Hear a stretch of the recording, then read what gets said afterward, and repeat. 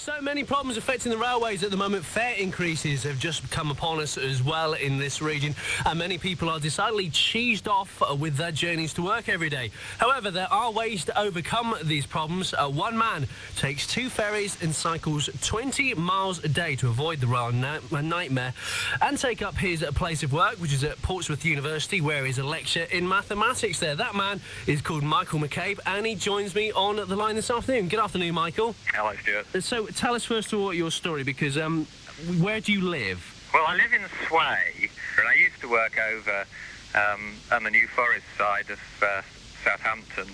Right. And so I've been commuting to Portsmouth for about 10 years now. Now, did you always used to take the train to do that journey? Yes. I mean, I've commuted normally quite happily. Trains have been reasonably reliable, and I've been able to do it okay. But really, what has happened over the last year or two is it's got worse and worse. And the last sort of couple of months was the sort of last straw. And I think there was one night when I couldn't get home. The trains were that bad that I realised there wasn't much point in going home. I sort of decided to stay here in Portsmouth. No, which is a pleasant place to spend the evening, but maybe it would be nice to get home somewhere along the line. It would be nice to get home to my own bed. So what route do you take now? I take the trains on days when the weather isn't too good. Right. If there's a nasty easterly wind and the rain's coming down, I tend to take my chances on the train. But if the weather's okay, I mean, what I do is cycle down to Lymington, take the ferry across to Yarmouth, and then cycle to Fishbourne, and then take the ferry back across to Portsmouth. And that's quite a pleasant way of getting to work. I mean, especially if the sun's shining and you can watch the sunrise over the Solent. So how long does all this take? Well, it probably takes me just under the 3 hours, which is a long time to get to work. But on the other hand, I actually quite enjoy, sitting on the ferry and, reading magazine or some work, and then, having breakfast. And having a cycle ride. So it's sort of part of... Are you super fit now? Well, the bicycle that I have is actually electrically powered.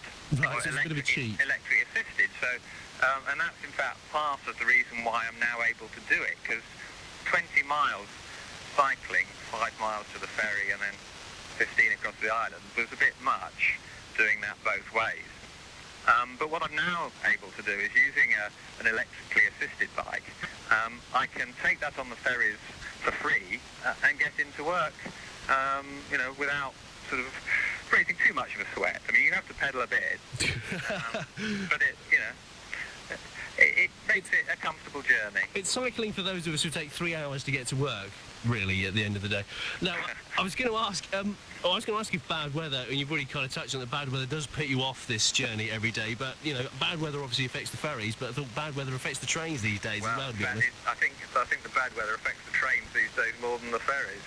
I've had dozens of days when the flooding blocks the line and, sends the schedules into chaos. So what's cheaper? Well, you'd have thought that it would actually be more expensive, but in fact it's cheaper because I buy a book of 100 multi-link tickets. So it tops up to $8.80. Mm-hmm. And they've just put up the train fare from Brockenhurst to Portsmouth to $9.90. So it does work out cheaper.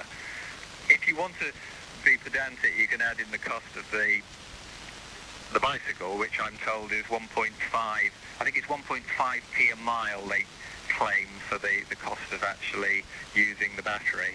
But if the trains had new trains, reliable services, would you return to them? Oh, absolutely. Yes. Well, carry on enjoying the cycling and the ferry journeys. And thanks for your time this afternoon. Okay. Now, that's Michael McCabe then, lecturer at Portsmouth University, finding a new way to get to work that doesn't involve the train.